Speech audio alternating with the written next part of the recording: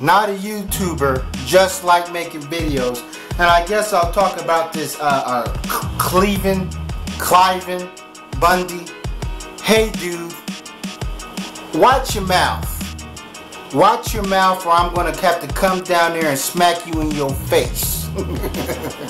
Now, I'm going to go into what he says, and I'm going to go into, I guess, this whole thing about black people being enslaved into the government and so forth. So, yeah, I'm saying let's get it cracking.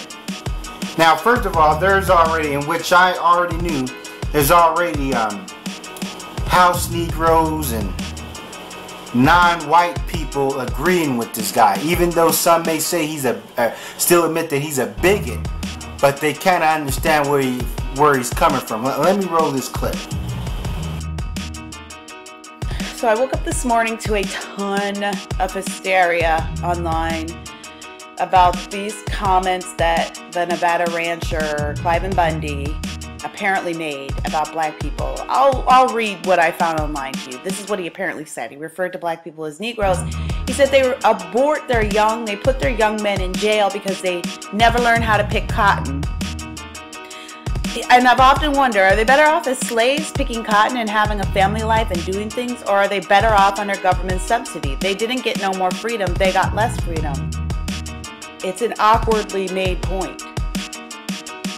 I have been writing about this for years, about how we have basically enslaved ourselves all over again to the government by depending on them for so much, which seems to be the point he was making, although rather ignorantly. I don't think Cliven Bundy's a racist. He's probably a bigot. He's probably... Now, as you've seen this female, I don't know if she's mixed, I don't know if she's Latino, but she's definitely not Anglo-Saxon. And she sort of gets where he's coming from, and she says, well, we're enslaved with the government. No. Cliven Bundy gets no pass. First of all, that term, the Negro. And I've said this before, that I hate that term. You know what I'm saying? Well, I hate it when these bootlickers do it because they're copying the vernacular of their slave master. Now, okay, I can understand. I'm speaking English, so you can say that, oh, well, I'm using the slave master's language. I'm like, yeah, that, you know, it's my native language, you know what I'm saying, here in America. But, you know what I'm saying, just certain terms rub me the wrong way. You know, and to me, and I stated before that the definition, and my definition of it is never grow. Now, the scary part is that this way of thinking, Cliven's way of thinking, you know, like this is the way a lot of whites think. And we're seeing these racial, I would say, outbursts happen more and more frequent. You know, and that's the thing of a post-racial America, which that's a strange term, because let's take it hypothetically. Even if, let's say, black people, you know, surpass white people economically and academically, you know what I'm saying, we got a hold of resources, we've really gained ground, is that going to stop white people from, you know what I'm saying, from being racist? You know, or having their views. I'm like, their views exist, you know what I'm saying, about us regardless. Even before we was committing crime and all this other stuff. So yeah. But his views are very, I'm like, he's delusional, and they're very, so I'm trying to think of the word. You know what I'm saying? I won't want to say limited, but yeah, it's like, he's obviously someone that don't know black people. I'm saying he had limited contact with black people and so forth. And if he did have a black friend or whatever, they were our associate, you know what I'm saying? They were only dealing with each other on a business level and not on a personal level. You know, and then he said that when he sees black people in subsidized housing or whatever, and they didn't learn how to pick cotton. Now that's the funny thing. Now when I mention slavery, white people would be like, well, it happened 150 years ago. Some of them would be like, it happened 500 years ago. But, you know, they want me to forget about it. But then they can bring up slavery at their own convenience. You see what I mean? Just like that one dumb fuck that Republican dude talking about slaves had it kind of good because we provided them free. Well, they got, you know what I'm saying, they got food and shelter and clothing. You know what I'm saying? I'm like, okay, that's like me grabbing a homeless guy or whatever, or maybe go to the some place and grab somebody from some other country and giving them food, clothing, and shelter, and they had to, you know what I'm saying, work their ass off or rake up my leaves and not have their freedom. But as long as I gave them shelter or whatever, they should be happy. I'm like, no. No. A homeless dude would rather, you know what I'm saying, collect aluminum cans, you know, rather than be in servitude for somebody, you know what I'm saying, to have somebody have power over them. So they're trying to downplay the impact of slavery. You know, and as I said, I might learn how to pay. I'm like, man, they invented the cotton gin in like what? And he talks about the family structure, like back then they had family structure. Slavery, they broke up families during slavery. You know what I'm saying? They'll sell them off. You know, so, you know, and the killer part is the crucial stuff that happened to black people wasn't cause of the government, or maybe it was the government mixed in with the private sector. So hence what he said was hypocritical or whatever, and then people are still rooting for this fucking guy. I'm like, hence, if you said that we've had it good, you know what I mean, during, okay, now I guess he's saying that, I guess the private sector gave us a better life than the U.S. government, or if we were better off as slaves, that hence the private sector enslaved us, and the U.S. government also enslaved us, and so forth. So I don't know, you know what I'm saying, it's, you know what I'm saying, it's a very ignorant remark that he stated.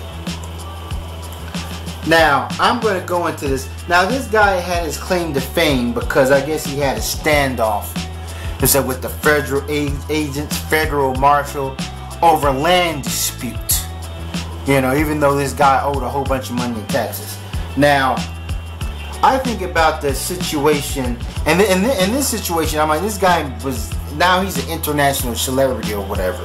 I'm like, he's bigger than George Zimmerman.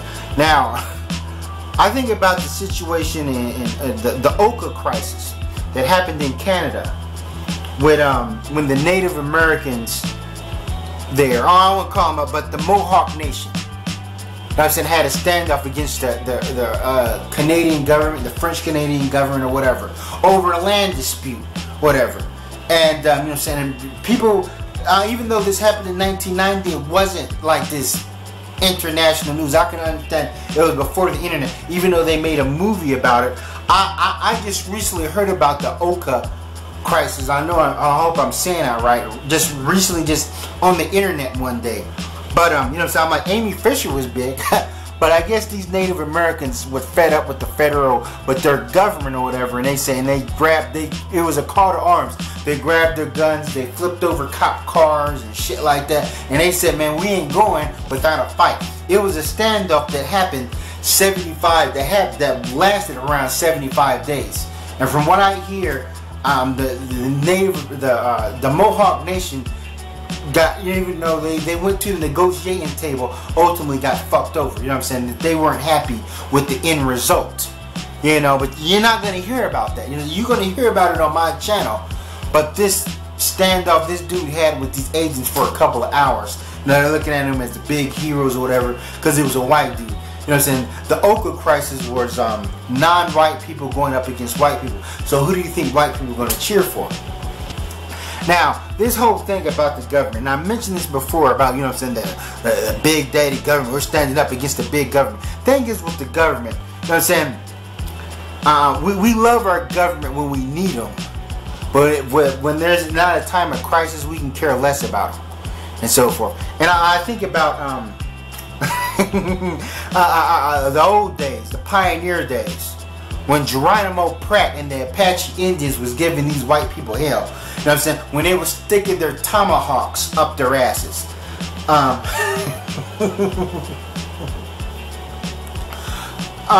what I mean?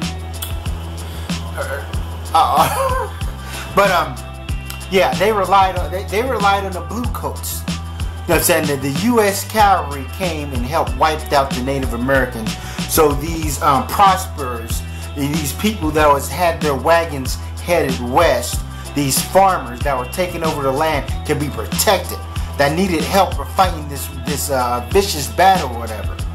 You know, they relied on the government then. But now, you know what I'm saying, when the smoke is clear, they're like, oh, well, you know, we didn't, you know what I'm saying, they started hating the government and the government rule. You know, and I guarantee you, if America was invaded by, had paratroopers from the Ukraine, just came down, yeah, we're going to need the government then because of their army and so forth. And also look at this thing about the government and how they say that black people were enslaved to the government because we rely too much on government programs and government helps. Why? Because, first of all, because we were disfranchised from the private sector. You know what I'm saying? The private sector, you know what I'm saying, treated blacks like shit. You know what I'm saying? Just like the private sector, what the private sector did to the Native Americans. Technically, the Native Americans, you know what I'm saying, even though they're sort of independent on their reservations, they still have to, they still need government help. They have to rely on the government to still hold up these treaties or whatever, or these negotiations. So the private sector won't come in and take over pieces of their land or whatever. You see what I mean? And that's the same thing with the with blacks. A lot of blacks in the projects. You know, because, you know what I'm saying, the private sector didn't give us a hand. You know, and the thing is with the Republicans and the whites, and my thing is, if the U.S. government ain't going to screw you over, then the corporations will. I'm like, it's really a tug of war and it's a battle.